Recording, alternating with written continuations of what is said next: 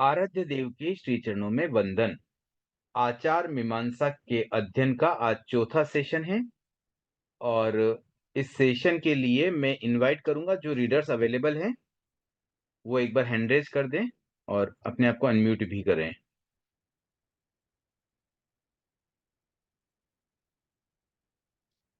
ठीक है सुषमा जी, मैंने आपको पिन भी कर दिया है।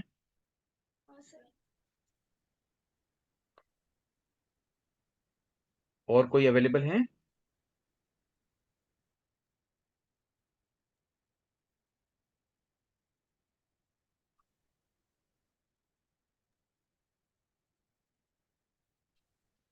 चलिए प्रारंभ करते हैं हम। और भी कोई अगर अवेलेबल हो तो हैंड रेज कर सकते हैं, उन्हें भी मैं ऐड कर देता हूँ।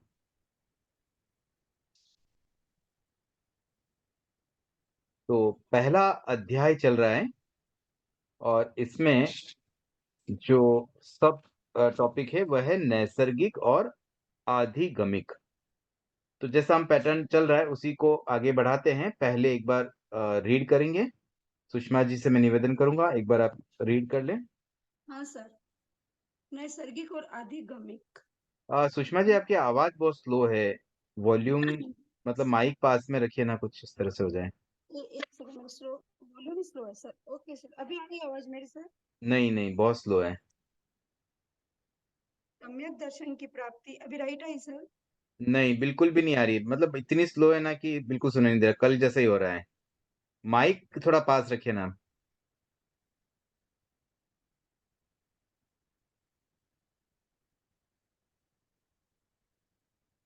तो सेटिंग तो सब सही है, अभी आवाज आ रही है सर?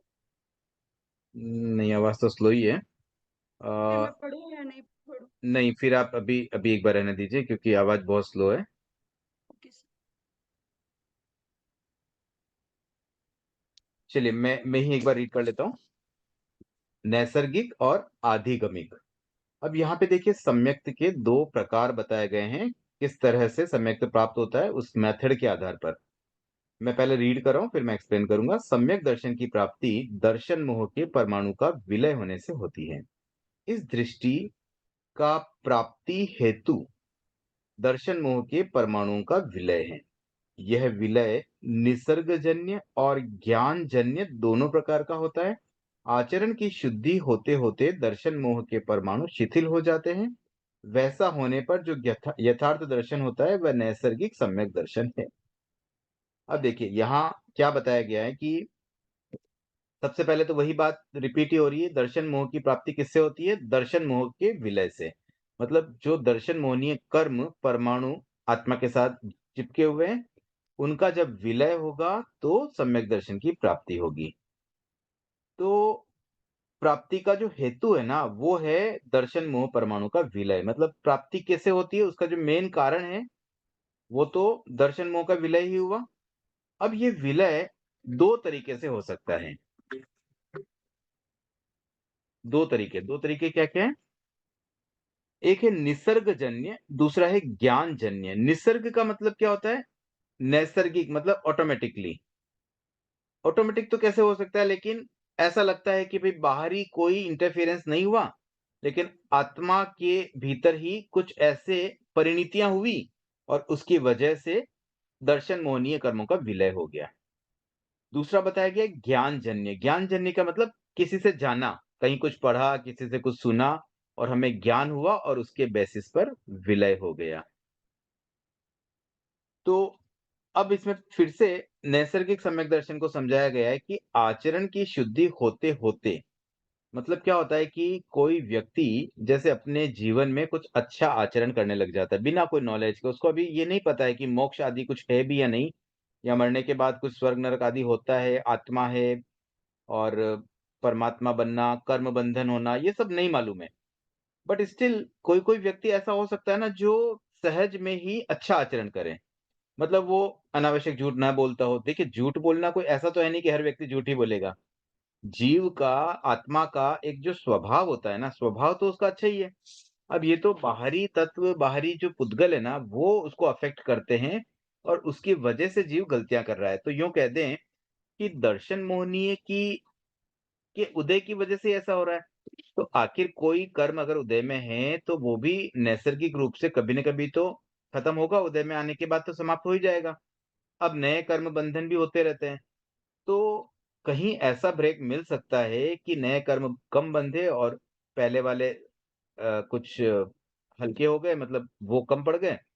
तो उस केस में क्या हो सकता है कि नैसर्गिक रूप से ही, मतलब आचरण की शुद्धि होते-होते धीरे-धीरे दर्शन मोह के परमाणु शिथिल हो जाते हैं और ऐसा होने पर यथार्थ दर्शन प्राप्त हो जाता है, कॉन्सेप्ट क्लियर हो जाता है और वह कहलाता है नैसर्गिक सम्यक दर्शन। उसके आगे बढ़ते हैं, श्रवण, अध्ययन, वाचन या उपदेश से जो सत्य के प्रति आकर्षण होता है, वह आधिगमिक सम्यक दर्शन है। अब यहाँ पे 4 बातें बताई गई है, श्रवण मतलब सुनना, अध्ययन मतलब पढ़ना, वाचन या उपदेश।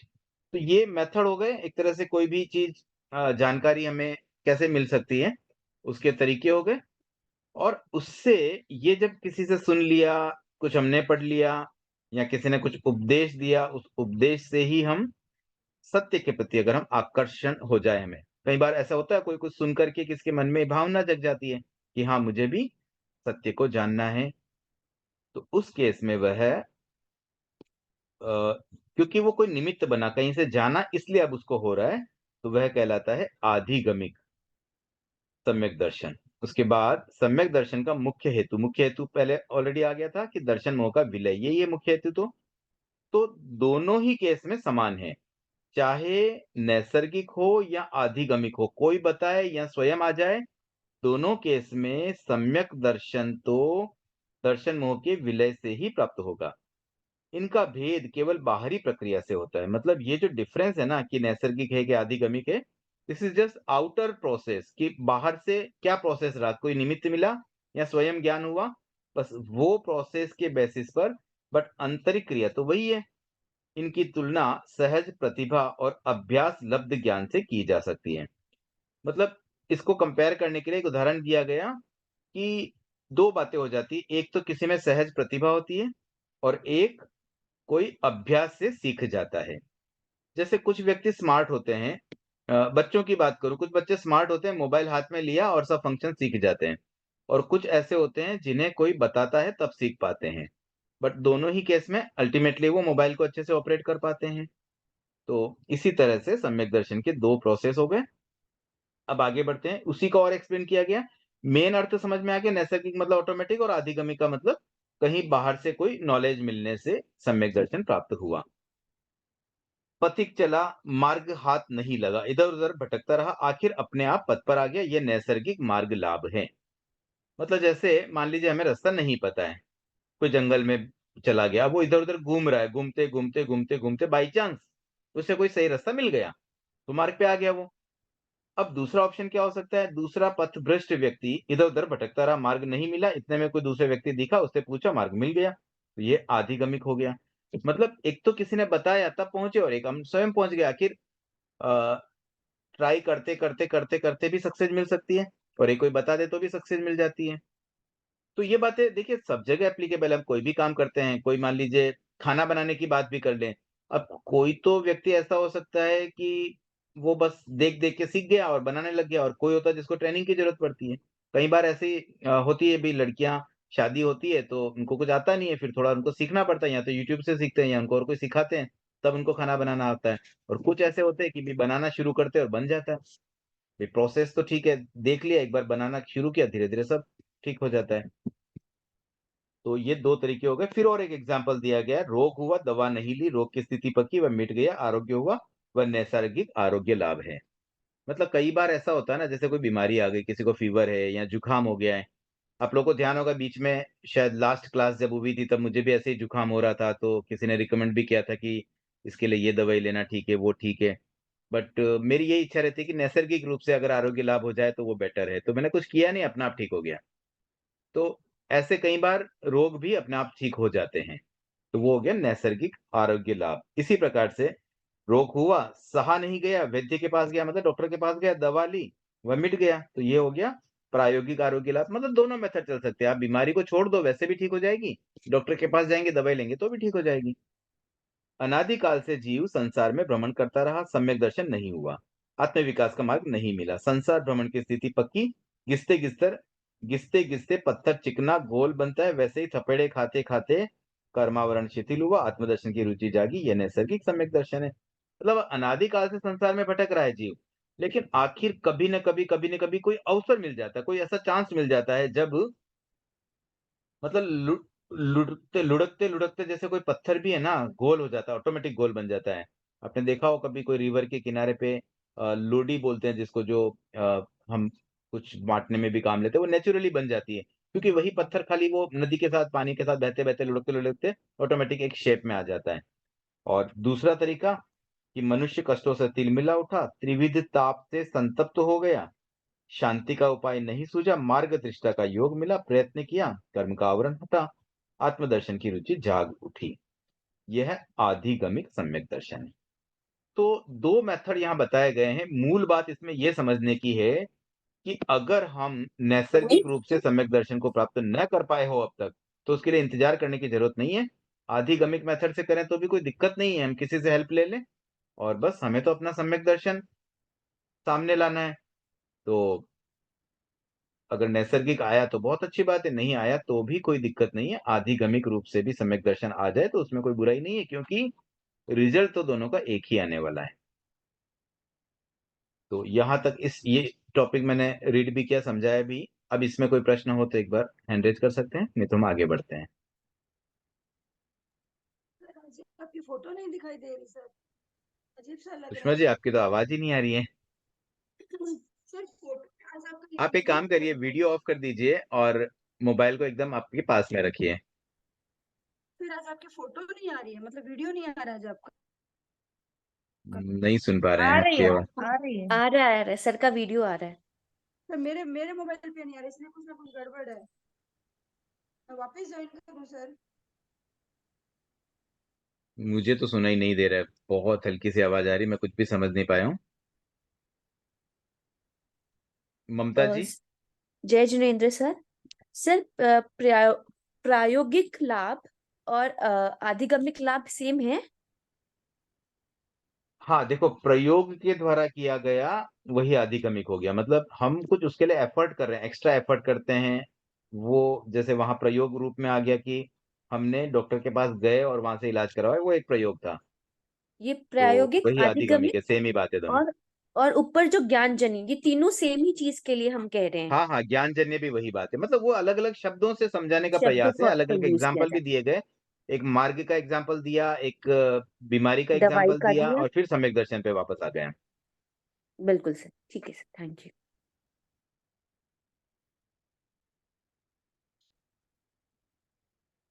ठीक है, आई थिंक अभी और किसी की जिज्ञासा पेंडिंग नहीं है। सुषमा जी, आपके अगर देखिए कुछ हो सके तो आवाज, तो मैं, अभी तो आप म्यूट हैं। सर आवाज आ रही है मेरी? हाँ, अभी आ रही है, बोलिए। हाँ सर, सर इसमें कुछ डिफरेंस रहता है क्या कि नैसर्गिक और आधिगमिक में? यदि नैसर्गिक है किसी का तो कुछ डिफरेंस रहेगा सर? मतलब कौन सा बेस्ट, कुछ ऐसा भी होता है क्या सर इसमें कुछ? या अल्टीमेट हमें सम्यक दर्शन ही प्राप्त करना है तो फिर देखो, कोई बात नहीं? अल्टीमेट रिजल्ट तो सेम है, खाली प्रक्रिया का अंतर है, प्रोसेस में डिफरेंस है बस। अच्छा। ठीक है। हाँ सर। अब पढ़ूं सर मैं? आपकी आवाज अभी भी एक्चुअली स्लो ही आ रही है, मतलब पढ़ने में मुझे लगता है शायद बाकी लोगों को आवाज इनकी क्लियर आ रही है क्या? क्योंकि अगर मैं खुद नहीं सुन पाऊंगा तो उतना मतलब क्लियर नहीं हो सर पाएगा। और कोई रीडर कुछ है और क्या पढ़ जो पढ़ लेंगे। सकें, जो पढ़ना चाहते हैं, वीडियो ऑन करके पढ़ सकें? नहीं, इनकी आवाज तो क्लियर आ रही है। अभी जैसे आपकी आवाज आ रही है एकदम मुझे लाउडली अच्छे से आ रही है, उनकी आवाज मुझे बहुत स्लो आ रही है। पता नहीं, हो सकता है मेरे लैपटॉप पे वॉल्यूम का इश्यू है। बट आ मैंने रही है फुल कर सर, दिया। इनकी आवाज आ रही है हाँ सर। उनकी आवाज आ अच्छा रही से है, आ रही है आवाज। अच्छे से आ रही है। हाँ, आ रही है, अच्छा, तो आवाज आ ठीक है, रही मैं है। आपको एड पिन कर रहा हूँ, आप पढ़िए सुषमा जी। सर यहाँ से पढ़ो। अनादिकाल से जीव संसार में भ्रमण करता रहा। और रुचि, रुचि नया विषय, नेक्स्ट। रुचि, हाँ हाँ रुचि सर। किसी किसी भी भी वस्तु वस्तु के के स्वीकरण की पहली अवस्था रुचि है, यहाँ से। किसी भी वस्तु के स्वीकरण की पहली अवस्था रुचि है। रुचि से श्रुति होती है या श्रुति से रुचि, यह बड़ा जटिल प्रश्न है।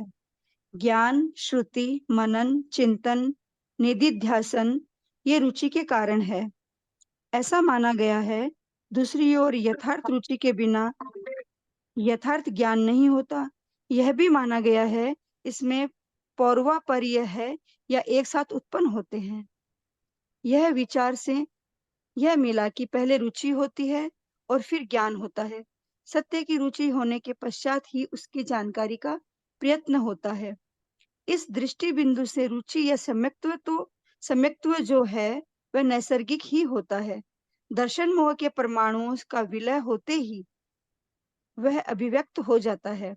निसर्ग और अधिगम का प्रपंच जो है वह सिर्फ उसकी अभिव्यक्ति के निमित्त की अपेक्षा से है। जो रुचि अपने आप किसी बाहरी निमित्त के बिना भी व्यक्त हो जाती है वह नैसर्गिक, और जो बाहरी निमित्त उपदेश, अध्ययन आदि से व्यक्त होती है वह आदिगमिक है। चलिए देखिए, अभी जैसे ना हमने दो भेद किए थे, नैसर्गिक आदिगमिक सम्यक दर्शन के संबंध में, अब यही चीज रुचि के संबंध में बताया गया। तो पहले हम समझे रुचि क्या है, रुचि और सम्यक दर्शन में क्या डिफरेंस है। तो ऐसा समझे कि रुचि जो है ना वो सम्यक दर्शन की पूर्व भूमिका है। सम्यक दर्शन प्राप्त होता है ना उससे पहले एक इंटरेस्ट क्रिएट होना चाहिए। तो ये जो एक इंटरेस्ट वाली बात है कि चलो हम थोड़ी रुचि ले रहे हैं, अब हमें ज्ञान है या नहीं है। जैसे कई बार ऐसा होता है कि तत्व ज्ञान की क्लास चल रही है, अब कुछ व्यक्ति कहते हैं भाई हमें तो कुछ नॉलेज तो नहीं है, बट फिर भी हमें रुचि है तो हम बैठेंगे। अब भले वो कुछ पल्ले पड़े नहीं पड़े, बट रुचि होती है ना तो व्यक्ति आराम से बैठ पाता है। चलो हमारी एक सामयिक हो जाएगी, क्लास चल रही है, हम भी सुनते रहेंगे। तो ये प्रारंभिक भूमिका। अब वो रुचि से सुन तो रहे हैं, लेकिन आवश्यक नहीं कि वो उसको उतना हृदयंगम कर पाए और उसके अकॉर्डिंगली उनके एग्जाम की प्रिपरेशन हो पाए। तो ऐसे ही सम्यक दर्शन का जो पहला वाला स्टेज है, किसी भी वस्तु के स्वीकरण की पहली अवस्था, मतलब स्वीकार करने की जो फर्स्ट प्राइमरी चीज होती है कि मैं ये चीज को एक्सेप्ट करूं, उससे पहले इंटरेस्ट तो लो। अब जैसे कई बार है ना, मान लीजिए कोई व्यक्ति फ्लैट खरीदने जाता है, तो अब 4-5 फ्लैट देखे। अब उसको ऐसा तो नहीं है कि भाई हर कोई भी फ्लैट में सीधा जाके उसको टोकन देके आ जाएगा और फाइनल कर देगा। तो पहले वो शॉर्टलिस्ट करता है कि हाँ, ये मुझे इसमें इंटरेस्ट है। तो ऐसे मान लो 8-10 प्रॉपर्टी देखी, उसमें से उसने 4 में इंटरेस्ट दिखाया कि ये 4 प्रॉपर्टी मुझे ठीक लग रही है। अब 4 में से वो कौन सी फाइनल करेगा, ये बात की स्टेज है। बट इतना तो हुआ कि भाई इन 4 में उसको थोड़ा इंटरेस्ट आया। तो जो प्राइमरी इंटरेस्ट वाली बात है, बस वही रुचि है। अब रुचि से श्रुति होती है या श्रुति से रुचि, ये एक प्रश्न रखा गया कि भाई श्रुति का मतलब कोई चीज की जानकारी हुई तो रुचि होगी, तो जानकारी होगी, या जानकारी होगी तो रुचि होगी। आप बात समझ रहे हैं। जैसे कई बार ऐसा होता है भी इंटरेस्ट होगा तो सीखेंगे, सीखा हुआ है तो इंटरेस्ट आएगा। अभी कुछ नॉलेज, कुछ एबीसीडी नहीं पता तो कैसे इंटरेस्ट लेवे। आज कोई भी चीज हो उसमें इंटरेस्ट लेने के लिए कुछ तो ज्ञान होना चाहिए, तब इंटरेस्ट आएगा, या फिर इंटरेस्ट होगा तो ज्ञान आ पाता है। तो ये एक क्वेश्चन मार्क है। तो अब इसमें एक चीज ये बताई गई कि रुचि कैसे आती है, रुचि के कारण बताए गए ज्ञान, श्रुति, मनन, चिंतन और निधिध्यासन, ये रुचि के कारण है। तो अब ये 5 चीजें क्या क्या है देखो। ज्ञान मतलब नॉलेज, श्रुति मतलब सुनना, मनन मतलब मन में चिंतन करना, मतलब मनन करना, और चिंतन का मतलब उस पर, और मतलब ये भी एक थोड़े थोड़े मिलते जुलते ही शब्द होते हैं। तो मनन में मानो एक तरह से उसको मन में ग्रास्प किया जाता है, चिंतन में उस पे थॉट प्रोसेस दिया जाता है, और निधि ध्यासन जो है ना वह भी इससे मिलता जुलता शब्द है, मनन और चिंतन से ही मिलता जुलता शब्द है। निधि ध्यासन में मेनली उस चीज पर और ज्यादा कंसंट्रेट होकर, फोकस होकर के चिंतन किया जाता है, मतलब एकाग्रता पूर्वक बार बार उस चीज पर फोकस करना, एकाग्र होना, रिपीटेटिवली उन चीजों पर मनन करना। रिपीटेटिवली मनन या बार बार चिंतन, इस रूप में जो प्रक्रिया होती है उसको कहते हैं निधिध्यासन। तो ये 5 चीजें बताई गई हैं जिसे रुचि का कारण बताया गया है। मतलब रुचि का कारण क्या है, ये 5 बातें हैं। अब दूसरी बात ये, दूसरी ओर यथार्थ रुचि के बिना यथार्थ ज्ञान नहीं होता, यह भी माना गया है। अब एक तरफ तो हम कह रहे हैं कि रुचि के लिए ये सब चीजें चाहिए, श्रुति भी होनी चाहिए, ज्ञान भी होना चाहिए, फिर उस पर मनन करेंगे, चिंतन करेंगे और निधिध्यासन करेंगे, तब जाकर के हम एक्चुअली रुचि डेवलप होगी। अब दूसरी तरफ ये बात आती है कि भाई यथार्थ रुचि होगी ना तभी यथार्थ ज्ञान आएगा। मतलब जब तक किसी व्यक्ति को इंटरेस्ट नहीं है, हम कहते हैं भाई आप तत्व ज्ञान के एग्जाम दे दो, लेकिन जब तक आपको इंटरेस्ट नहीं होगा आप कैसे एग्जाम दे पाओगे। कोई खाली जबरदस्ती फॉर्म भराने से तो होगा नहीं। आज किसी को कहते रोज सामायिक करो, आपको इंटरेस्ट होगा तभी आप सामायिक कर पाएंगे।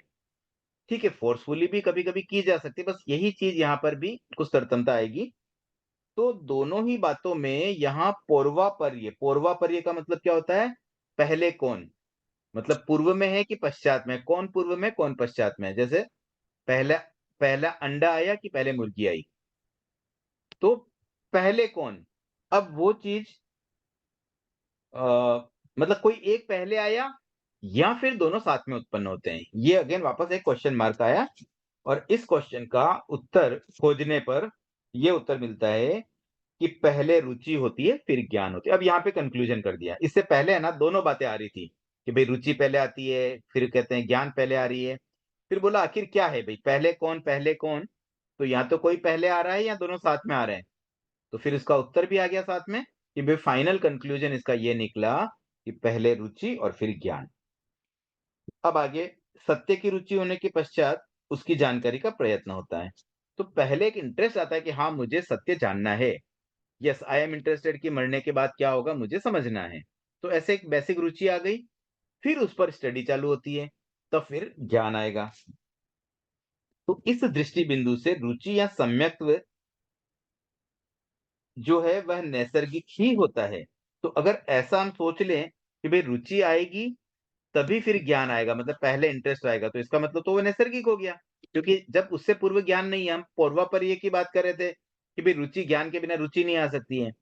तो समटाइम्स ऐसा हो सकता है कि नैसर्गिक रुचि आ जाए, भाई रुचि तो अपने आप आ गई, ऑटोमेटिकली आ गई, मतलब अंदर के भावों से या कर्मों के क्षयोक्षण से रुचि पैदा हो गई, इंटरेस्ट पैदा हुआ। और फिर वंस इंटरेस्ट पैदा हुआ तो फिर हमें जैसे निमित्त मिला, फिर भले हम आधिगमिक सम्यक प्राप्त कर लें। तो मूल बात अब इससे रिजल्ट ये निकला कि रुचि जो है ना वह नैसर्गिक ही होता है, ऐसा हम एक बोल सकते हैं। उसके बाद आई बात कि भाई दर्शन मोह के परमाणु का विलय होते ही वह अभिव्यक्त हो जाता है। मतलब मेनली तो नैसर्गिक है, बट फिर भी उसका अल्टीमेट तो रीजन वही है कि दर्शन मोह के परमाणु, मतलब कर्म पुद्गल जो दर्शन मोहनीय कर्म है, वो जब तक विलय नहीं होते तब तक अभिव्यक्त नहीं हो सकता। तो जैसे ही वो विलय होंगे अभिव्यक्त हो जाएगा, मतलब वो सम्यक दर्शन सामने प्रकट हो जाएगा। तो अब फिर आगे बताया गया कि निसर्ग और अधिगम का प्रपंच जो है वह सिर्फ उसकी अभिव्यक्ति के निमित्त की अपेक्षा से है। कि भाई निसर्ग है कि अधिगम है, इस प्रपंच में हम क्यों पढ़ रहे हैं। हमें तो भाई अल्टीमेटली सम्यक दर्शन चाहिए।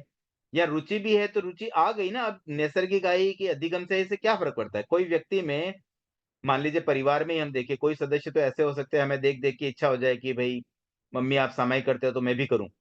और कोई ऐसा हो सकता है कि आपने प्रेरणा दे दी, तो भले आपने प्रेरणा दी या भले मन में, ऐसे फर्क क्या पड़ रहा है, अल्टीमेटली तो वह बच्चा सामायिक ही तो करने वाला है। तो इसी तरह से ये प्रपंच जो है ना उसमें कोई खास बात नहीं, खाली अभिव्यक्ति की निमित्त की अपेक्षा से, भाई ये अभिव्यक्ति जो हुई ना उसमें निमित्त क्या बना था। अभिव्यक्ति होना इंपॉर्टेंट है। अभिव्यक्ति का मतलब वह व्यक्त हो जाना चाहिए, सम्यक दर्शन हमारा प्रकट हो जाना चाहिए, तो वो प्रकट होना दोनों केस में हो ही रहा है। तो मेन बात यहाँ फिर क्या आई कि भाई निमित्त की अपेक्षा से, भाई निमित्त क्या बना। कोई निमित्त बना कि स्वयं जाना, ठीक है कुछ भी हो, अल्टीमेटली रिजल्ट वही आने वाला है। तो जो रुचि अपने आप किसी बाहरी निमित्त के बिना भी व्यक्त हो जाती वह नैसर्गिक है, और जो बाहरी निमित्त से व्यक्त होती वह अधिगमिक है। मतलब बात वही आ रही, नैसर्गिक और अधिगमिक जो सम्यक के बारे में था, रुचि के बारे में भी वैसी बात है। बट इसका जो सार मुझे जो अब तक समझ में आ रहा है वो ये है कि वास्तव में ये ज्यादा इंपॉर्टेंट नहीं है कि कोई चीज नैसर्गिक आती है कि अधिगम से आती है। इंपॉर्टेंट ये है कि आना चाहिए बस, कैसे भी करके बस हमारा टास्क कंप्लीट हो जाए। कोई मन से कर ले या कोई फोर्सफुली करा, जैसे बच्चे को होमवर्क दिया, अब पेरेंट्स या मम्मी जैसे फोर्सफुली, भाई देख बैठ अभी होमवर्क कंप्लीट कर, सुबह तुझे स्कूल जाना है, उससे पहले पूरा करना है।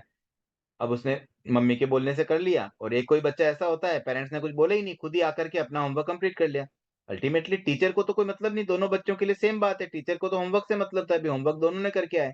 तो वैसे ही रुचि हो या सम्यक दर्शन हो, अल्टीमेटली उसका रिजल्ट तो वही आने वाला है। ठीक है, आगे पढ़ते हैं।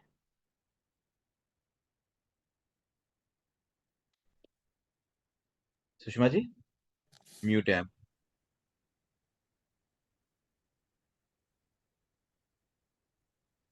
अगर किसी की बीच में भी कोई जिज्ञासा आ जाए तो हैंड रेज करके रखे, ताकि मुझे ध्यान में रहेगा किस टॉपिक के बाद कहाँ ब्रेक करना है। हाँ, ये पौर्वा पर्वे का मतलब सर ये मैं नहीं समझ पाई। सुषमा जी अभी मुझे आवाज बिल्कुल नहीं आ रही, लास्ट टाइम बहुत अच्छे से मैं सुन पा रहा था। सर आपने मेरे को डिसेबल कर दिया, मैं इसमें नहीं देख पा रही हूँ, वीडियो भी नहीं चालू हो पा रहा है। इसमें वही लिखा हुआ आ रहा है sir, you cannot start your video because the host has disabled it. आ रही है सर आवाज मेरी? आवाज बस थोड़ी स्लो आ रही, पहले आपने क्या किया था मुझे नहीं पता, बट बहुत अच्छे से आवाज आने लग गई थी। अब आवाज आ रही है सर? ठीक है, अभी आ तो रही है पर पहले से थोड़ी स्लो है, पर आप करिए कंटिन्यू, बाकी लोगों को शायद आ रही है। सर पौर्वा पर्व का मतलब समझ में नहीं आया सर मेरे को। ज्ञान से रुचि का स्थान पहला है। पौर्वा पर्व का मतलब? पूर्वापर्य का मतलब क्या है? ओके, पूर्वापर्य मतलब पहले कौन। अच्छा। कोई एक चीज पहले आती है, मतलब एक पहले और एक बाद में, उसको बोलते हैं पूर्वापर्य। Okay sir. तो जैसे दो बातों में जब कंपेयर करते हैं ना, तो वहां पर हाँ, एक कोई चीज पहले आई, एक दूसरी चीज बाद में आई, तो वो होगा पूर्वापर्य। और दूसरा ऑप्शन क्या हो गया? दोनों साथ में आई। कंटिन्यू करूँ सर? आप पढ़ना लोग, आगे से? बाकी लोग सुन पा रहे हैं ना? मुझे तो आवाज बहुत कम आ रही है सुषमा जी की। अभी कम आ रही है सर, अभी हाँ कम आ वही रही बोल है। रहा हूँ, पहले आपकी ठीक आ मेरी रही थी सही आवाज। आ रही है इनकी। सर अभी पढ़ूं? वीडियो चालू होने से शायद नहीं आ रही है आवाज। कोई और पढ़ने वाला तो सर पढ़ा दीजिए फिर। मैं ट्राई करती हूँ सर। हाँ चेतना जी आप करिए। ज्ञान से रुचि का स्थान पहला, यहीं से स्टार्ट करना ना। हाँ एक बार मैं आपको पहले पिन कर देता हूँ, आप हैंड रेज करेंगे एक बार। हाँ।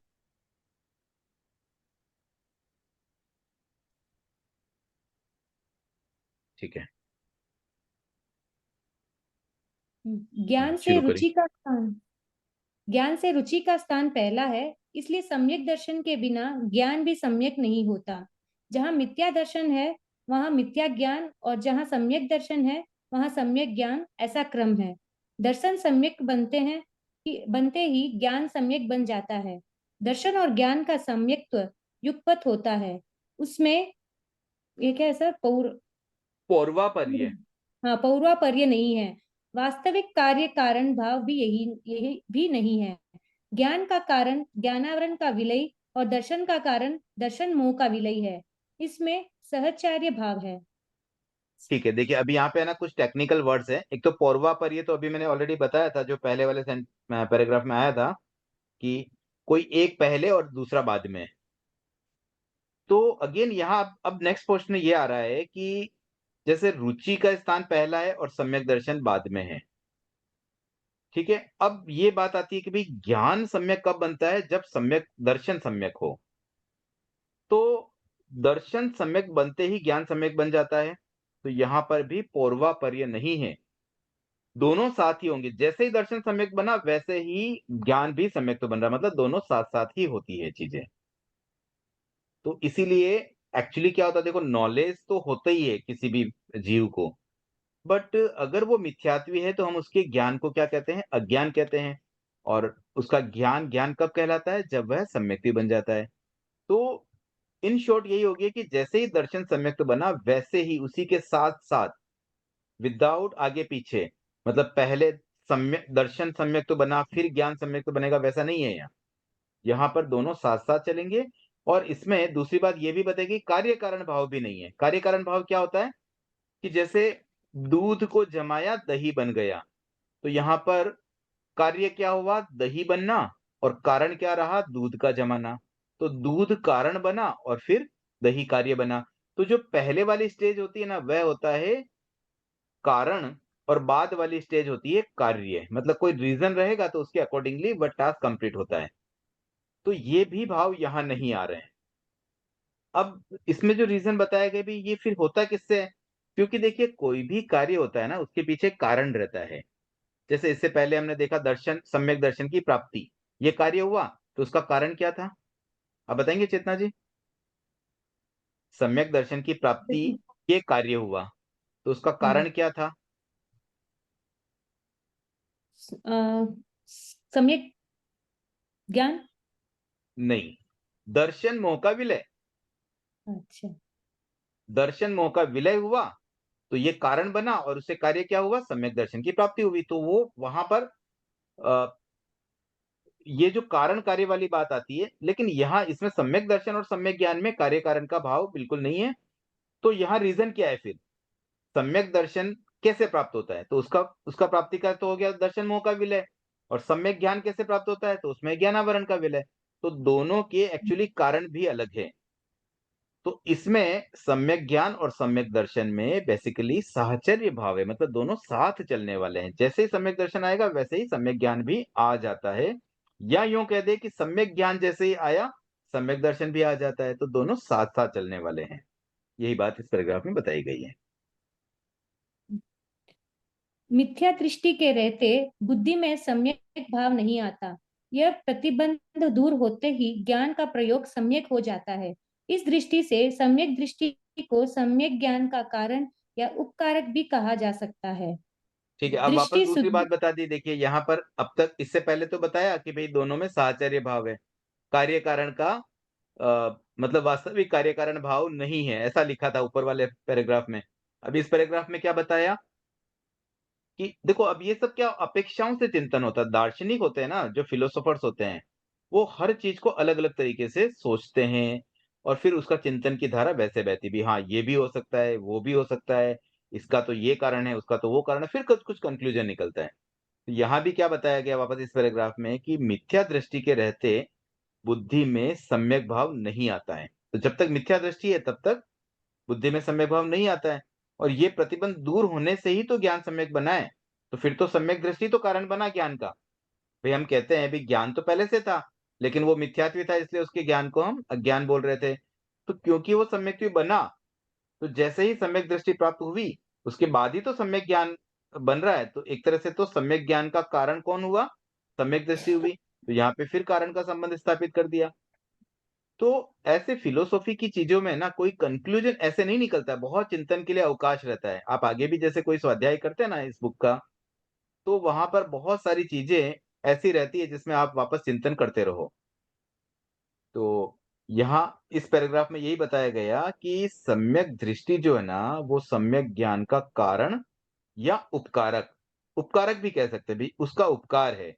सम्यक दर्शन मिला तो मेरा ज्ञान सम्यक हो गया, तो सम्यक ज्ञान के लिए उपकारक भी कहा जा सकता है। आगे बढ़िए। दृष्टि शुद्धि श्रद्धा पक्ष है। सत्य की रुचि ही इसकी सीमा है। बुद्धि शुद्धि ज्ञान पक्ष है। उसकी मर्यादा है सत्य का ज्ञान। क्रिया शुद्धि उसका आचरण पक्ष है। उसका विषय है सत्य का आचरण। तीनों मर्यादित है इसलिए असहाय है। केवल रुचि या आस्था बंद होने मात्र से जानकारी नहीं होती, इसलिए रुचि को ज्ञान की अपेक्षा होती है। जानने मात्र से साध्य नहीं मिलता, इसलिए ज्ञान को क्रिया की अपेक्षा होती है। संक्षेप में रुचि ज्ञान सापेक्ष है और ज्ञान क्रिया सापेक्ष। ज्ञान और क्रिया के सम्यक भाव का मूल रुचि है, इसलिए वे दोनों रुचि सापेक्ष है। यह सापेक्षता ही मोक्ष का पूर्ण योग है, इसलिए एक बार यहाँ रुचि रुकते हैं। तो देखिए यहाँ पर अभी तीन बातें बताई गई, एक है दृष्टि शुद्धि, दूसरी है बुद्धि शुद्धि और तीसरी है क्रिया शुद्धि। मतलब हमारी दृष्टिकोण शुद्ध बने, वो हो गया श्रद्धा पक्ष। श्रद्धा पक्ष का मतलब भी हमें भरोसा है, हम उस चीज पर विश्वास करते हैं। भरोसा होना, विश्वास करना, ट्रस्ट होना। और बुद्धि शुद्धि का मतलब क्या हो गया कि हमारे ज्ञान भी शुद्ध हो, तो वो बुद्धि पक्ष हो गया। बुद्धि शुद्धि यानी ज्ञान पक्ष। और तीसरा है क्रिया शुद्धि, मतलब हम एक्चुअली अपनी जो प्रोसेस, हम जो क्रियाएं कर रहे हैं, हम जो एक्टिविटीज कर रहे हैं वो भी हमारी शुद्ध हो जाए, तो वो हो जाएगा आचरण पक्ष। तो दृष्टि शुद्धि, बुद्धि शुद्धि और क्रिया शुद्धि, इसके द्वारा श्रद्धा पक्ष, ज्ञान पक्ष और आचरण पक्ष ये क्लियर हो जाते हैं। तो अल्टीमेटली क्या हो रहा है, उसका विषय क्या हुआ, सत्य का आचरण। तीनों ही मर्यादित है इसलिए असहाय है। मतलब क्या होता है मर्यादित का, मतलब क्या होता है कोई ना कोई इनकी लिमिटेशन है, और इसलिए वो असहाय है। असहाय का मतलब क्या हुआ, असहाय मतलब हम जनरली असहाय किसको कहते हैं कि जिसके पास कोई सहारा न हो। उसके लिए एक दूसरा अर्थ भी निकलता है, जिसको किसी सहारे की आवश्यकता न हो। ठीक है। तो अगर दृष्टि शुद्धि है, बुद्धि शुद्धि है, तो ये अपने आप में असहाय है, इनको किसी सहारे की जरूरत नहीं होती है। फिर केवल रुचि या आस्था बंद होने मात्र से जानकारी नहीं होती, इसलिए रुचि को ज्ञान की अपेक्षा होती है। अब यहाँ पर अपेक्षा बताई गई है कि भाई अगर रुचि है तो उसको ज्ञान की अपेक्षा है, और जानने मात्र से भी लक्ष्य नहीं मिलेगा, तो उसे ज्ञान को भी क्रिया की अपेक्षा है। तो तीनों में वापस लिंक कर दिया, तीनों में रिलेशन बताया गया कि दर्शन है तो उसे भी ज्ञान की अपेक्षा है, और ज्ञान है तो उसे फिर क्रिया की अपेक्षा है। फिर मानो हमारी दृष्टिकोण सही है, तो खाली दृष्टिकोण से तो नहीं होगा ना, हमें उसको प्रॉपर्ली जानना तो पड़ेगा डिटेल में। और जब हम डिटेल में जान लेते हैं, तो खाली जानने से कुछ नहीं होगा, उसके बाद उसको फॉलो भी करना है, हमारे जीवन में उसको लाना भी है। तो इस तरह से ये आपस में एक दूसरे पर अफेक्ट कर रही है, डिपेंड हो रही है। अब संक्षिप्त में क्या बताया गया है कि रुचि ज्ञान सापेक्ष है और ज्ञान क्रिया सापेक्ष है। मतलब रुचि का मतलब यहाँ पे अब दर्शन हो गया है। तो वो ज्ञान से सापेक्ष है और ये क्रिया सापेक्ष है। मतलब अगर रुचि है तो फिर ज्ञान भी अपने आप आएगा, और अगर ज्ञान है तो फिर क्रिया भी कर पाएंगे। तो अब कर पाएंगे, लेकिन उसको करना भी जरूरी है, तो करे तब तो कुछ मतलब है, नहीं तो ज्ञान हमारा ऐसे ही वेस्ट हो जाएगा। ज्ञान और क्रिया के सम्यक भाव का मूल रुचि है, इसलिए वे दोनों रुचि सापेक्ष हैं। अब अगेन एक और रिलेशन क्या बताया कि सम्यक ज्ञान या सम्यक क्रिया, यानी कि आचरण वाली बात। अब इनमें भी मूल तो रुचि है, यानी कि अगर सम्यक दर्शन नहीं होगा तब तक न तो सम्यक ज्ञान होता है, न ही सम्यक चारित्र होता है। ज्ञान और क्रिया के सम्यक भाव का मूल रुचि है, ये हो गया रुचि सापेक्ष है। अब यह सापेक्षता ही मोक्ष का पूर्ण योग है। तो ये जब सापेक्षता आएगी ना, तभी कंप्लीटली हम मोक्ष को प्राप्त कर पाएंगे, हमारी आत्मा को कर्मों से मुक्त बना पाएंगे। आगे पढ़िए। इसलिए रुचि, ज्ञान और क्रिया को सर्वथा तोड़ा नहीं जा सकता। इनका विभाग केवल उपयोगिता परक है या निरपेक्ष दृष्टिकृत है। इनकी सापेक्ष स्थिति में कहा जा सकता है, रुचि ज्ञान को आगे ले जाती है, ज्ञान से रुचि को पोषण मिलता है, ज्ञान से क्रिया के प्रति उत्साह बढ़ता है, क्रिया से ज्ञान का क्षेत्र विस्तृत होता है, रुचि और आगे बढ़ जाती है। इस अब देखिए, प्रकार अब यहाँ पर तीनों को ही आपस में लिंक कर दिया गया कि भाई जब क्रिया होती है तो अगेन और हमारा सम्यक तो पुष्ट होता है। जैसे सम्यक सम्यक के 5 लक्षणों की हम बात करते हैं ना, तो लक्षण तो ठीक है, चलो वो तो बेसिक रिक्वायरमेंट है कि उतना तो होना ही चाहिए, तभी वो व्यक्ति सम्यक भी है। लेकिन इसके 5 भूषण भी आते हैं। भूषण का मतलब क्या होता है कि और एक्स्ट्रा चीजें जो उस सम्यक्त को और ज्यादा अच्छा बनाए, आभूषित करें। तो अब उनमें क्या होता है कि वो कुछ ऐसे कार्य होते हैं, फिर वो करने से और हमारा सम्यक्त पुष्ट होगा, यानी कि कोई क्रिया करने से भी और सम्यक्त में मजबूती आ रही है। एक तो सम्यक है तभी वो अच्छी क्रिया कर पा रहा है, बट अगेन उन क्रियाओं को जब इंप्रूव करता है तो और ज्यादा रुचि बन जाती है। जैसे एक एग्जांपल लेते हैं, किसी व्यक्ति में रुचि है, उसने प्रवचन सुना गुरुदेव का, और प्रवचन सुन करके उसकी सामायिक करने की इच्छा जागी और वह सामायिक करने लगा। अब सामायिक करते करते, क्योंकि वो सामायिक करेगा तो कुछ ना कुछ धर्म की बातें ही मन में सोचेगा, तो उसकी और रुचि जग जाती है। फिर और रुचि जगती है तो वो और प्रवचन सुनता है, और ज्ञान लेता है, और नई नई बातें सीखता है, और स्वाध्याय करता है, सामायिक में भी स्वाध्याय करता है। तो ऐसे तीनों चीजें आपस में लिंक हो रही है। मतलब ज्ञान दर्शन, सम्यक दर्शन आया तो उससे ज्ञान भी बढ़ेगा, क्रियाएं भी होगी, और जब क्रियाएं करेंगे तो अगेन हमारा सम्यक दर्शन मजबूत होता जाएगा, और फिर उसकी मजबूती से ज्ञान भी मजबूत होगा। इसी प्रकार से क्रियाएं करते करते और हमारा ज्ञान बढ़ता जाएगा। तो कुल मिलाकर के सार यही है कि तीनों ही चीजें आपस में सहयोगी भी है, एक दूसरे के लिए एक दूसरे को और आगे बढ़ाने वाली है। अब एक बार जिज्ञासा, ममता जी। जय जिनेन्द्र सर।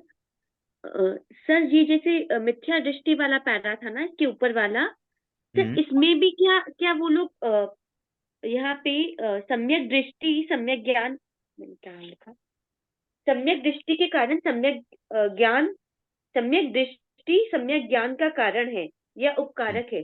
तो इसमें हम्म। सर ये बोलना चाह रहे हैं क्या कि ये यहाँ पे कार्य कारण भाव को मिलाना चाह रहे हैं? हाँ हाँ, वापस वही कार्यकारण भाव ही बताया कि भाई ऐसे देखें तो दोनों साथ में ही चल रही है। जैसे सम्यक दर्शन आए वैसे सम्यक ज्ञान आए पहले वाले में, और अब क्या बता रहे हैं कि फिर भी हम देखा जाए तो एक्चुअली सम्यक दर्शन आया तभी तो सम्यक ज्ञान हुआ। Yes sir. तो मतलब मैंने बताया ना, फिलोसोफर का सोच थॉट प्रोसेस ऐसे ही चलता है। जैसे इससे पहले रुचि के लिए भी क्या बताया, विज्ञान से रुचि होती है, फिर बताया कि रुचि से ज्ञान होता है। तो फिर पहले क्या, तो फिर उसमें और चिंतन मनन करते हैं ना, तब समझ में आता है नहीं नहीं एक्चुअली तो रुचि ही पहले है। वैसे ही यहाँ पर भी ऐसे देखा जाए तो दर्शन, ज्ञान, अब कौन पहले कौन बाद में, तो लग रहा नहीं नहीं दोनों साथ में है। फिर लगा कि नहीं एक्चुअल तो सम्यक ज्ञान से, सम्यक दर्शन से ही तो ज्ञान आया, ये बात यहाँ आ गई। और अब आगे देखिए क्या है, तीनों को इंटरडिपेंडेंट बता दिया। ऐसे देखे तो तीनों अलग अलग है, और ऐसे देखा तो तीनों ही आपस में एक दूसरे से लिंक है। और यही बात देखो आगे के पैराग्राफ में भी यही आ रही कि इस प्रकार तीनों आपस में सहयोगी, पोषक और उपकारक है। अब तीनों आपस में हो गए, अभी ज्ञान भी उपकारक बन गया तीनों दोनों के लिए। इसी तरह से क्रिया भी दोनों के लिए उपकारक बन गई। क्रिया करेंगे तो और दर्शन बढ़ेगा और ज्ञान बढ़ेगा, दर्शन अच्छा होगा तो और ज्ञान बढ़ेगा और क्रिया अच्छी होगी। ऐसे तीनों ही चीजें लिंक कर दी। फाइनल रिजल्ट अब यहाँ पे इस रूप में आया है। सर यहाँ पे जैसे लेकिन मूल शब्द पे अगर हम लोग थोड़ा सा अगर ध्यान देते तो दृष्टि शुद्धि में इन्होंने लिखा है श्रद्धा पक्ष, तो हमारा श्रद्धा पक्ष दर्शन हो गया। फिर बुद्धि शुद्धि ज्ञान पक्ष, वो हमारा ज्ञान हो गया, सम्यक ज्ञान। फिर क्रिया शुद्धि आचरण पक्ष, तो वो हमारा चारित्र पक्ष हो गया। तो यहाँ पे यस, घुमा फिरा करके ज्ञान, दर्शन और चारित्र के बारे में ही कहा गया है। हाँ बात तो वही चल रही है, टोटल ये तीनों ही बातें चल रही है। लेकिन यहाँ पर उसकी इंटरडिपेंडेबिलिटी बताई गई है कि भाई दर्शन से ज्ञान आता है, ज्ञान से चारित्र आता है। पहले तो ये बात क्लियर कर दी। उसके बाद हाँ लास्ट में क्या बताया कि भाई सभी एक दूसरे पे डिपेंड है। हाँ, सभी एक, मतलब एक हाँ सही है। फिलोसोफर एंगल यही होता है, दर्शन का मतलब ही यही होता है कि आप हर एंगल से सोचो, हर तरीके से समझो। ऐसे मूल रूप से तो यही लगता है कि भाई दर्शन आएगा तो ज्ञान होगा, ज्ञान होगा तो क्रिया होगी। फिर क्रिया एक होगी। दूसरे एंगल से ये लगता है कि देखो क्रिया होती है ना तो और ज्ञान बढ़ता है, क्रिया होती है ना तो और दर्शन मजबूत बनता है। Okay sir. ये मेजरली जो हमने कल पढ़ा था उसी के जैसे जैसे वो चीज को और अच्छे से एक्सप्लेन करने की कोशिश की जा रही है, ऐसा लग रहा है। बिल्कुल बिल्कुल, बात वही चल रही। ओके। देखो एक्चुअली इस पूरी पुस्तक में आप ये पूरा फर्स्ट चैप्टर पढ़ेंगे ना, तो आपको लगेगा कि ये तो 5 मिनट का चैप्टर था, 5 मिनट से ज्यादा इसमें कोई टास्क ही नहीं है। लेकिन फिलोसोफर है ना, हर एंगल से जब चीजों को सामने रखता है ना, तो हमारा ज्ञान और ज्यादा खुल जाता है। Okay sir, thank you sir. आगे बढ़ते हैं। इस प्रकार तीनों आपस में सहयोगी, पोषक और उपकारक है। इस विशाल दृष्टि से रुचि के 10 प्रकार बतलाए गए हैं। निसर्ग रुचि, अधिगम रुचि, आज्ञा रुचि, सूत्र रुचि, बीज रुचि, अभिगम रुचि, विस्तार रुचि, क्रिया रुचि, संक्षेप रुचि, धर्म रुचि। जिस ठीक है, अब व्यक्ति को देखिए यहाँ पर एक विशाल दृष्टि क्या मिली हमें कि तीनों आपस में एक दूसरे के लिए उपकारक है, तीनों आपस में एक दूसरे के सहयोगी है, और तीनों ही आपस में एक दूसरे के पोषक है। तो ये एक बहुत बड़ी हमने दृष्टि पकड़ ली। इससे पहले क्या, अब तक हम जो पढ़ते आए थे ना, मतलब बचपन से जो तत्व ज्ञान में नॉर्मली हम पढ़ते हैं, वो क्या पढ़ते हैं भाई, सम्यक दर्शन से ज्ञान आता है, ज्ञान से चारित्र आता है। अब इसको कितना बड़ा रूप दे दिया कि एक और विशाल दृष्टि उन्होंने दे दी कि सब एक दूसरे पे डिपेंड है, और उस बेसिस पर ही ये 10 भेद बनते हैं। अगर ये इस बात को अगर हम एक्सेप्ट नहीं करें ना, तो रुचि के 10 भेद ही नहीं आ पाएंगे। तो रुचि के जो 10 भेद आए ना, उसका कारण यही है कि रुचि चारित्र क्रिया से भी आ रही है, यानी चारित्र से भी आ रही है, और रुचि ज्ञान से भी आ रही है। इसलिए ये अब 10 भेद की जब बात करेंगे, अब देखिए इन 10 भेदों में एक एक के बारे में आगे बताया गया है। मेनली एक दो शब्दों पे ध्यान देना। एक तो अधिगम है 2 नंबर पे, और छठे नंबर पे है अभिगम। ध और भय का अंतर है, ठीक है, एग्जाम में भी ये मिस्टेक ना हो। अधिगम का अर्थ क्या है, अभिगम का अर्थ क्या है। देखो अधिगम तो हमने ऑलरेडी पढ़ लिया, नैसर्गिक और अधिगमिक में। तो अधिगम का मतलब क्या हो गया, जो ज्ञान के द्वारा, मतलब कोई एफर्ट से आ रही है, कोई बाहरी निमित्त से आ रही है, जहां निमित्त होगा वो अधिगम आ जाएगा। और अभिगम, अभिगम का अर्थ क्या दिया गया है, अ, अर्थ सहित विशाल श्रुत राशि को पाने की श्रद्धा। तो यहाँ पर एक थोड़ा डिफरेंट मीनिंग है, हम चलो इसको आगे और कवर करते हैं, बट एक बार शब्द पे ध्यान देना कि अधिगम आ रहा है 2 नंबर पे, और अभिगम आता है 6 नंबर पर। अब एक एक का डिटेल में थोड़ा पढ़ लेते हैं, फिर उसको समझने का प्रयास करते हैं। पहले आप फर्स्ट 3 पढ़ लीजिए, फिर उसको समझ लेंगे, उसके फिर आगे बढ़ेंगे उसके बाद। जिस व्यक्ति को वीतराग प्ररूपित 4 तथ्यों बंध हेतु मोक्ष और मोक्ष हेतु पर सहज श्रद्धा होती है वह निसर्ग रुचि है। सत्य की वह श्रद्धा, सेकंड वन, सत्य की वह श्रद्धा जो दूसरों के उपदेश से मिलती है वह अधिगम रुचि या उपदेश रुचि है। ठीक है, एक बार थर्ड, यहाँ रोक रहा हूं मैं। दो चीजें तो हमने जो अब तक पढ़ी ना वही चीज आ रही है, एक नैसर्गिक है और एक अधिगम है। मतलब किसी के निमित्त से मिल रही है तो वो अधिगम रुचि है, या उपदेश रुचि, उसका एक अल्टरनेट नेम भी दिया। देखो अल्टरनेट नेम भी हमें पता होना चाहिए। और निसर्ग रुचि में क्या गया, नैसर्गिक रूप से। तो यहाँ पे 4 बातें बता दी गई। 4 बातें क्या है? बंध, बंध के हेतु, हेतु मतलब कारण, बंध, बंध का कारण, मोक्ष और मोक्ष का कारण। ये 4 चीजें अगर कोई जान लेना तो समझ लो पूरा धर्म का सार आ गया। हम क्या है? हम बंधे हुए हैं, हमें मुक्त मुक्त होना है। तो बंधते क्यों है, उसका क्या कारण है, और मुक्त कैसे होते हैं उसका क्या कारण है। बस 2 चीजें, 2 लक्ष्य और 2 साधन। ये 4 चीजें पकड़ ली तो हमारा काम हो जाता है। तो फर्स्ट 2 तो एकदम सिंपल है जो अब तक हम पढ़ रहे हैं, निसर्ग और अधिगम। अब आगे। थर्ड वन, जिसमें राग द्वेष मोह अज्ञान की कमी होती है और दुराग्रह से दूर रहने के कारण वीतराग की आज्ञा को सहज स्वीकार करता है, उसकी श्रद्धा आज्ञा रुचि है। ठीक चौथा, है, अब देखिए इसमें क्या हुआ, तीसरे में आज्ञा रुचि का अर्थ दिया। वैसे आज्ञा रुचि का मतलब क्या हुआ? आज्ञा शब्द का मतलब क्या होता है? भगवान की आज्ञा। भगवान की आज्ञा मतलब क्या? आगम में जो बातें लिखी है ना वो सब भगवान की आज्ञा है। तो भगवान की आज्ञा के प्रति श्रद्धा होने से वह क्या करता है कि दुराग्रह से दूर रहता है और बस वितरा की आज्ञा पे श्रद्धा करता है। भाई भगवान की आज्ञा इसलिए सही है, आगम में लिखा गया इसलिए सही है, बस इतनी बात भी मन में आ जाती है ना तो फिर वो उसको एक्सेप्ट कर पाता है। देखिए 2 तरह के व्यक्ति हो सकते हैं। एक तो व्यक्ति वह होता है जो यह कह दे कि नहीं भाई ये आगम सही है कि नहीं है, आई हैव डाउट, ऐसा किसी को हो सकता है। और दूसरा व्यक्ति ये कहता है कि भी नहीं, आगम पे तो मुझे बहुत भरोसा है, लेकिन ये बात आगम में कहाँ लिखी गई है वो मुझे बताओ। तो कई बार किसी किसी की जिज्ञासा आती है ना तो वो बोलते हैं भाई मुझे आगम प्रमाण बता दो। एक बार आगम में प्रमाण बता दोगे ना भाई ये इस ग्रंथ में, भाई भगवती सूत्र के इस शतक में इस सूत्र में लिखी गई है, तो फिर मुझे कोई टेंशन नहीं। मतलब आगम पे मुझे पूरा भरोसा है। तो ये हो गया आज्ञा रुचि। आज्ञा पे तो रुचि है, मुझे उस चीज में फुल इंटरेस्ट है कि भाई आगम में कहीं एक शब्द भी लिखा है, एक लाइन एक सेंटेंस भी आता है ना, दैट आई बिलीव। बट ऐसे किसी के कहने पे नहीं मानूंगा, आगम का मुझे प्रमाण बता दो बस। तो ये पार्ट क्या कहलाएगा? आज्ञा रुचि। तो इस तरह की जिसकी रुचि होती है ना वो होती है आज्ञा रुचि। आगे। फोर्थ वन, सूत्र पढ़ने से जिसे श्रद्धा लाभ होता है वह सूत्र रुचि है।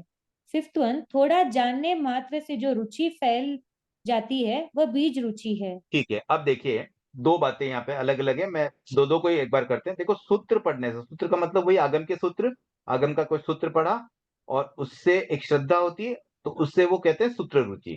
भाई कहीं कोई सूत्र पढ़ा, धम्मो मंगल मुक्तिटम अहिंसा संयमो तवो। अब हमने पढ़ लिया भाई धर्म क्या होता है, अहिंसा संयम तप, ये धर्म है, ये हमने सूत्र पढ़ लिया। अब उसकी वजह से वो मानने लग जाए कि हाँ अहिंसा धर्म है, हिंसा धर्म नहीं है, संयम धर्म है, असंयम धर्म नहीं है, तप धर्म है। अब ये बातें उसके दिमाग में क्यों क्यों इंटरेस्ट आया उसको? क्योंकि वह सूत्र रुचि, हाँ सूत्र में पढ़ा मैंने इसलिए सही है। अब कई बार क्या होता है ना, जैसे प्रवचन आदि में तो विस्तार से समझाया जाता है। मान लो गुरुदेव का भी कोई प्रवचन है, सूत्र तो पहले बोल दिया, लेकिन बाद में जब डिटेलिंग करते हैं ना तो डिटेलिंग में कुछ एक्स्ट्रा बातें भी आएगी, तो वहां पर कभी कभी मन में आ जाए। लेकिन सूत्र मतलब वो तो पर्टिकुलर आगम का मूल पॉइंट है, मूल जो पॉइंट है ना उसमें अगर कोई बात आ रही है ना तो तुरंत उस पर रुचि आ जाती है, तो वो कहलाती है सूत्र रुचि। फिर बीज रुचि का मतलब क्या हुआ कि भाई एक बीज, जैसे हमने मान लो कोई पेड़ का एक बीज बोया और वो पेड़ कैसे धीरे धीरे फल जाता है, बड़ा हो जाता है, तो वैसे ही ये रुचि कहीं ना कहीं एक छोटा सा कोई बात जानने से आ जाती है। तो हमने एक थोड़ी सी बात, किसी ने एक चिंगारी से जैसे आग फैलती ना, वैसे ही एक ज्ञान का एक अंश कहीं मिल गया, कहीं कुछ एक छोटी सी बात भी सुन ली, तो वहां से फिर वह रुचि फैल जाती है और फिर उसको इंटरेस्ट क्रिएट हो जाता है। कई बार ऐसा होता है कि जैसे ये मैंने अनुभव किया, उपासक यात्रा में जब हम जाते हैं ना तो वहां लोग कहते हैं भाई हमारे यहाँ तो भाई यही लोग आएंगे, बाकी जो नहीं आते। मैंने कहा भाई बाकी क्यों नहीं आते, यहाँ तो इतनी लोग हैं, इतने परिवार है, इतना कम क्यों आते हैं? तो बोले नहीं नहीं वो लोग तो इंटरेस्ट लेते ही नहीं, उनको इंटरेस्ट नहीं है। तब फिर हम उनको क्या कहते हैं कि आप है ना उन्हें ये कह दो कि खाली 2 दिन के लिए आप आओ, तीसरे दिन से हम आपको बिल्कुल नहीं बोलेंगे कि आपको आना है। तो 2 दिन जब आते हैं तो क्या होता है, वहां पर बीज वपन होता है। अगर उन्हें इंटरेस्ट आ गया कि हाँ प्रवचन इंटरेस्टिंग स्टाइल में है तो फिर अपना आप तीसरे दिन भी आने लग जाएंगे। तो वैसे ही कभी-कभी कोई चीज़ एक बार जब इनिशियली कुछ ग्लिम्प्स मिल जाता है ना, उस ग्लिम्प्स से ही फिर रुचि आ जाती है। जैसे मूवीज़ जब रिलीज़ होती है ना, थिएटर में मूवी आने वाली है, तो उसके पहले ट्रेलर रिलीज़ करते हैं। तो वो ट्रेलर में क्या होता है, उसका ग्लिम्प्स रहता है। अब वो बीज रुचि समझ लीजिए उसको, कि ग्लिम्प्स देखा तो इच्छा हो जाती है, हाँ, ये मूवी तो देखने जैसी लग रही है। कई-कई बार ट्रेलर देख के लगता है नहीं यार ये मूवी तो नहीं देखनी, 3 घंटे खराब नहीं करेंगे। तो वैसे ही थोड़ा जानने के बाद में जब वो रुचि फैल जाती है, तो वह होती है बीज रुचि। 6th आगे। पॉइंट, अर्थ सहित विशाल श्रुत राशि को पाने की श्रद्धा अभिगम रुचि है। सत्य हाँ, के देखिए अब 7 पॉइंट एक-एक पॉइंट हाँ ही ले लेते हैं क्योंकि 2 भी हाँ अभी इसमें लिंक नहीं है, आपस में अलग-अलग है। अब देखो श्रुत राशि तो बहुत बड़ी है, ज्ञान तो अपार है। अब किसी के मन में ये श्रद्धा आ जाती है कि नहीं मुझे तो हर चीज़ डिटेल में जाननी है। अब शुरुआत में ग्लिम्प्स तो हो गई लेकिन अब मुझे तो अच्छे से मूवी डिटेल में देखनी है। तो अभिगम रुचि में क्या होता है कि भई ये मन में श्रद्धा आ जाती है कि मुझे हर चीज़ डिटेल में जाननी है, भले समय ज़्यादा लगे। अब जैसे पिछले दिनों हम लोग तत्व ज्ञान की क्लास जब चल रही थी तब कुछ बहनों का मुझे सुझाव आया कि हमें तो है ना एकदम बेसिक सीखना है। मतलब हर चीज़ डिटेल में जाननी है। ऐसे तो हम एग्ज़ाम सब दे रहे हैं बट कई चीज़ें हमें आती नहीं है, बस एग्ज़ाम तो हम जैसे-तैसे पास हो जाते हैं। तो वो जो रुचि थी ना कि हर चीज़ मुझे डिटेल में जाननी है, तो वो क्या कहलाएगी? अभिगम रुचि।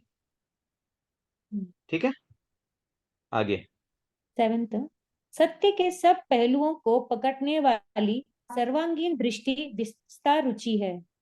देखिए, अब यहाँ पे भी देखो बहुत स्लाइटली अंतर आ रहा है, लेकिन हम अच्छे से इसको एक्सप्लेन कर सकते हैं, समझ सकते हैं कि विस्तार रुचि में क्या हुआ कि जितने सत्य के पहलू हमें सबको समझना है। अब मैं इसी का वापस इसी बुक में पहले वाले पैराग्राफ में जाता हूँ। पहले कैसे आ रहा था कि भई हमने एक बात बता दी कि सम्यक दर्शन से सम्यक ज्ञान आता है, फिर उससे सम्यक चारित्र्य आता है, सफिशिएंट था।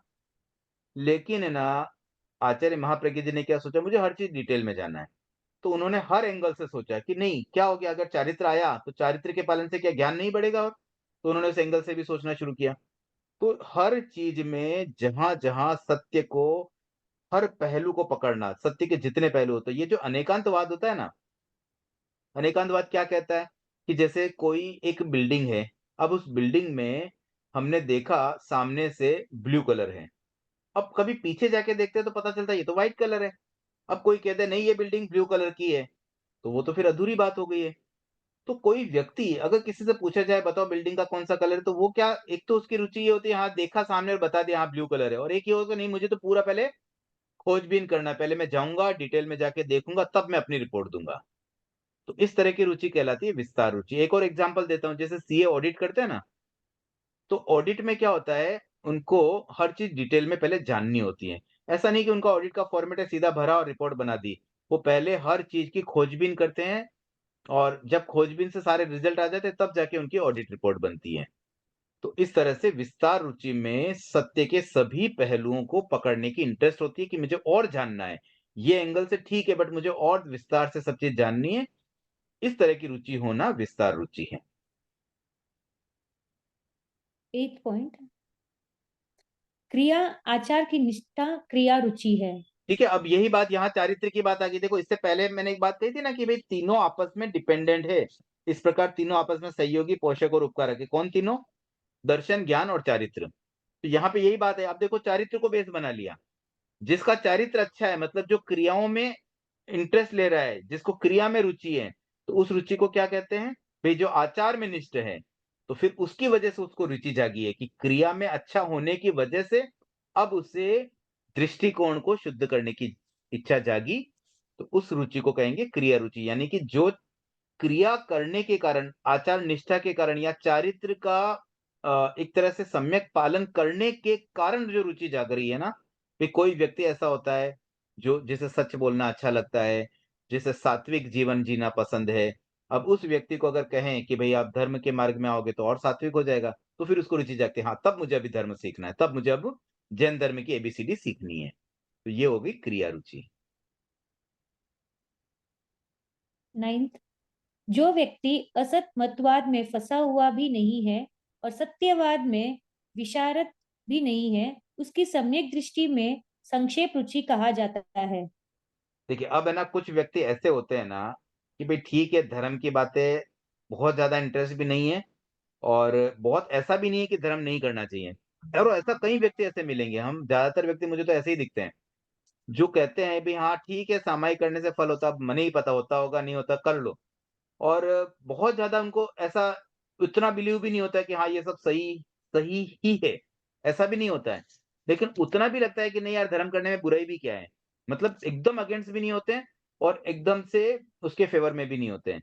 तो उनको है ना एक संक्षिप्त रुचि होती है कि भई ठीक है, मतलब कभी महाराज के गए तो चले गए, नहीं गए तो भी नहीं गए। किसी-किसी का तो होता है नहीं-नहीं जाना ही जाना है हमको, मिस होना ही नहीं चाहिए। एक दिन भी प्रवचन कैसे मिस हो जाए गुरुदेव का? और कोई-कोई होता है कि वाह ठीक है, सुन लिया तो भी बढ़िया, नहीं सुना तो भी बढ़िया। मतलब ऐसा भी नहीं करेंगे कि चल रहा है तो वहाँ से दूर चले जाएँगे और ये भी नहीं करेंगे कि भई हम स्पेशली सुनने जाएँ भई ठीक है, सुन लिया तो सुन लिया। तो ऐसी रुचि अधिकांश लोगों को मुझे जो आस-पास दिखते हैं ना संक्षिप्त रुचि होती है। ये कर लिया तो बढ़िया है, नहीं हुआ तो भी बढ़िया है। मतलब बहुत ज़्यादा एग्रेसिव भी नहीं होते हैं और बहुत ज़्यादा ऐसे निराशावादी भी नहीं होते कि नहीं करना है। 10th पॉइंट, धर्म, श्रुत और चारित्र में जो आस्था बंद होता है वह धर्म रुचि है। प्राणी मात्र में मिलने वाले योग्यता ठीक के है, एक बार इसको भी समझ लेते हैं कि अब देखो श्रुत और चारित्र में यानी कि यहाँ पर ज्ञान और चारित्र दोनों की बात आ गई है। जो धर्म है, उसमें जो आस्था होती है वह धर्म रुचि है। तो ऐसे बहुत सिंपल मीनिंग ये है कि भई अगेन ज्ञान और चारित्र दोनों इसमें आ गए हैं। इससे पहले जैसे क्रिया में तो खाली आचार की निष्ठा ही आई थी, यहाँ पे दोनों बातें आ रही है। और जिसको धर्म में एक आस्था रहती है कि भई नहीं मुझे धार्मिक जीवन जीना है, मुझे धर्म करना है, भले उसका मीनिंग नहीं पता। कई बार ऐसी होती है ना महिलाएँ ओल्ड एज होती है, उनको ज़्यादा कुछ नॉलेज नहीं होता, ना तत्व ज्ञान पता है, न 25 बोल का नॉलेज है, लेकिन उनको ये पता है कि भई मुझे सामायिक करनी है, मुझे माला फेरनी है। तो ये होती है धर्म रुचि, भई रुचि है बस धर्म में इसलिए करते रहते हैं, भले उसका फल कितना मिले नहीं मिले पर एक इंटरेस्ट तो दिखा रहे हैं, भले वो सम्यक भी ना हो पाए, लेकिन फिर भी एक बेसिक रुचि है, भई धर्म के प्रति एक रुचि रहती है, भई हाँ, धर्म है तो अच्छी बात है। कई बार ऐसा होता है ना किसी को पता चलता है ना भई हम उपासक हैं या तो उसपे ही वो खुश हो जाता है, अरे अच्छा उपासक हो तब तो आप हमारे घर आओ, भोजन कराएँगे, ये कराएँगे, आओ भगत करेंगे। उनको ये नहीं पता कि उसमें कोई खास धर्म नहीं हो रहा है, लेकिन बस उनको ये चीज़ की खुशी मिलती है कि भई नहीं कोई अच्छा आदमी है, कोई धार्मिक व्यक्ति है भई। तो ये हमने 10 तरह के रुचि के भेदों को थोड़ा विस्तार से समझा है और अब एक लास्ट सेंटेंस मैं ही पढ़ लेता हूँ। प्राणी मात्र में मिलने वाले योग्यता के तरतम भाव मतलब जो जीव अलग-अलग जीव है ना, उनमें अलग-अलग तरह की योग्यता होती है। किसी में कम योग्यता है, किसी में ज़्यादा योग्यता है। कोई पढ़ने में इंटेलिजेंट होता है, कोई क्रियाओं में ज़्यादा इंटेलिजेंट किसी को स्वाध्याय करना पसंद नहीं होता, लेकिन सामायिक आदि करने में रुचि है, किसी को माला फेरने में रुचि है। तो ये जो तरतमता होती है ना, उसके कारण से अलग-अलग तरह की रुचि अ, वैचित्र्य का मतलब अलग-अलग जो विचित्र रुचियाँ हैं, अलग-अलग उसका आधार और इसका जो वर्गीकरण है, वो है प्राणी मात्र में तरतमता। किसी में क्या क्वालिटी होती है, किसी में क्या क्वालिटी थी, किसी में कोई चीज़ ज़्यादा होती है, किसी में कोई चीज़ कम होती है, तो उसके आधार पर डिफरेंट 10 प्रकार की रुचि का वर्गीकरण किया हुआ है। तो एक बार हम आज यहाँ तक ही रखते हैं, कोई जिज्ञासा हो तो एक बार कर लेते हैं, बाकी सम्यक दर्शन की प्रक्रिया हम अगले सेशन सर में यानी कि वैचित्र्य, नेक्स्ट वेडनेसडे वैचित्र्य अ, मतलब वैचित्र्य होने वाली रुचि वैचित्र्य के वै आधार पर। वैचित्र मतलब विचित्र, विचित्र अलग-अलग, विचित्र अलग-अलग ओके। चित्र, वैरायटी। हम्म।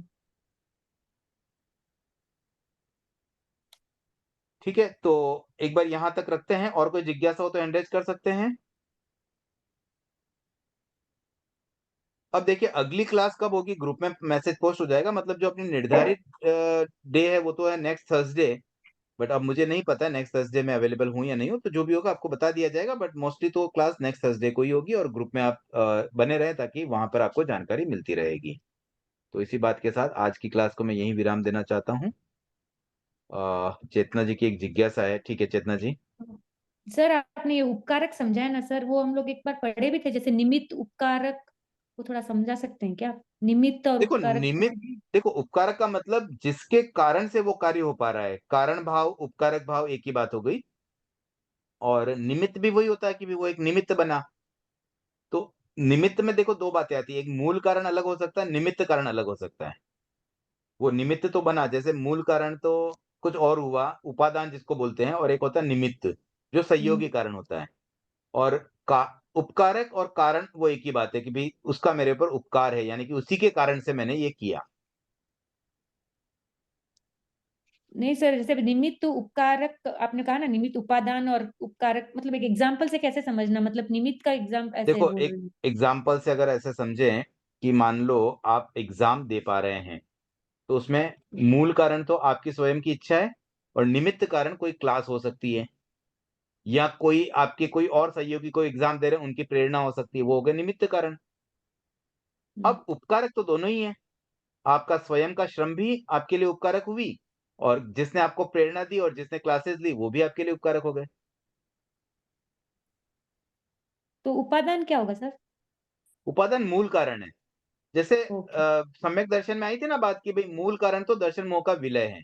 तो जो मेन रीजन होता है ना वो उपादान कारण होता है। जैसे ओके। रोटी बनती है तो मूल कारण होता है आटा, और उपादान कारण में बनाने वाला व्यक्ति, उसके साथ में जो भी एक्स्ट्रा चीजें चाहिए, उसके जो उपकरण चाहिए, वो सारी चीजें निमित्त कारण होती है, और उपादान में मेन आटा, क्योंकि रोटी तो आटे की बन रही है ना, मूल तो कारण उसका आटा ही है। ओके, कृतज्ञ, थैंक यू। चलिए आज की क्लास यहीं एंड करते हैं, और आगे जैसे भी रहेगा आपको सूचना ग्रुप में टाइम टू टाइम मिलती रहेगी, बट निर्धारित समय अपना फिलहाल गुरुवार और शुक्रवार को ही इन क्लासेस के लिए रहेगा। जय जिनेंद्र, ओम आराम।